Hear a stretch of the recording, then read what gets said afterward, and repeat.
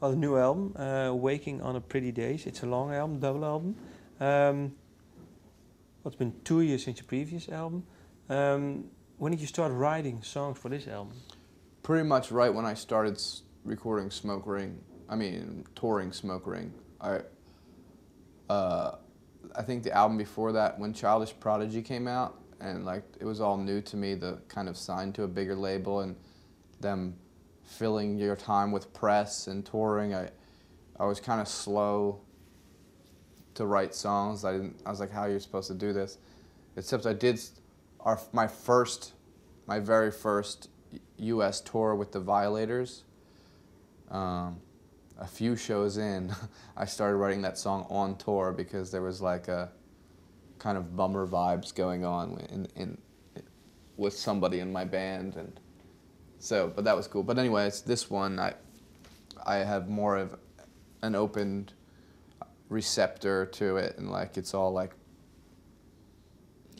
easier for me. So I started writing the songs pretty slowly, I guess, but right from the beginning of touring Smoke Ring, and the closer I got to time to go into the studio, I'm kind of I thrive on deadlines, and it's like inspiring to be touring all the time, you know, playing music all the time, listening to music on, you know, on the plane or whatever. And so I was just writing more and more the closer I got, you know, tons of guitar parts and the songs were open enough where there's a lot of possibilities, a lot of riffs, and then you fine-tune the structure right before you go in and start recording.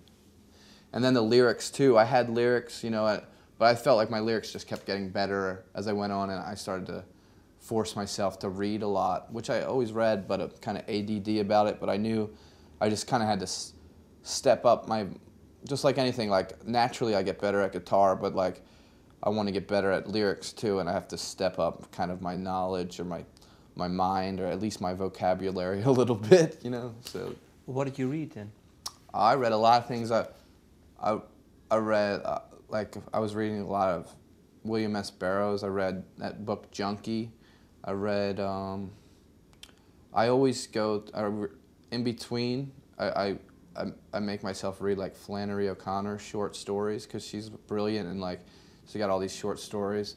And then I recently got into Bret Easton Ellis. I really like him. And who else have I read? What other fiction have I read?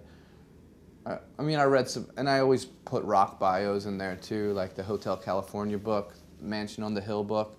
I read this kind of like lesser regarded Rolling Stones book. I read all those books, you know, but I read It's Only Rock and Roll, which is just kind of random, like later Rolling Stone stories by this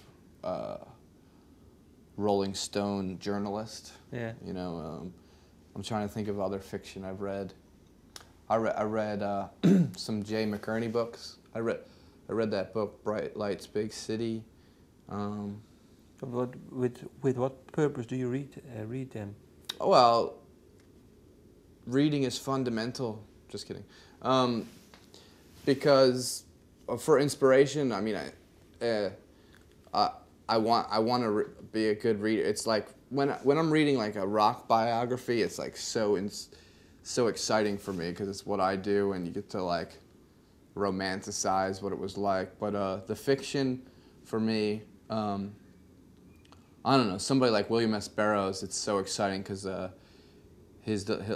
write a 5-word sentence that's like just brilliant but to the point, and not on a bunch of bullshit like vocabulary word, like what his vocabulary is really good, but you know, like so I still have to use a dictionary at times, but like it's still like the way he delivers it. He'll like obliterate so many people, so many other writers with like a 5-word sentence. So, but you know, I read because you know that's the way to get knowledgeable and open your mind, and so I challenge myself to do it, and then nowadays I just really enjoy it, and I just do it like every day, you know.